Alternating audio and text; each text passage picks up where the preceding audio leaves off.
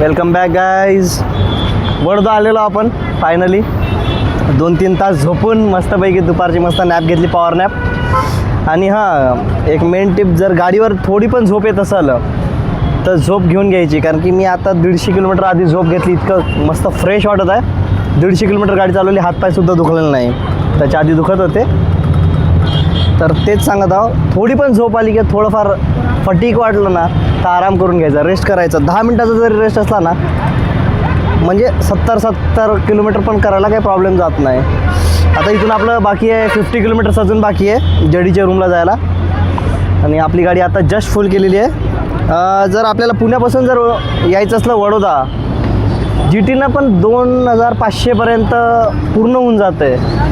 तर इतकं काही त्रास नाही. आम्हाला वाटलं तर 3-3.5 हजाराचं पेट्रोल लागेल आमचं एस्टिमेशननुसार, पण 2000पर्यंत आलेलं आहे. आणि मेन गोष्ट, गुजरातमध्ये पेट्रोलचा रेट लई स्वस्त आहे. पुण्यामध्ये 121, 111 चालू आहे आणि इथं 101 रुपये पेट्रोल चालू आहे. तर आता विचार चालू आहे की थोडंफार पेट्रोल घेऊन जावा, बघू. Let's see. आज रात्री मस्तपैकी गुजराती डिश खायची आहे, जेडीकडनं पार्टी आहे, बघू काय होते काय नाही.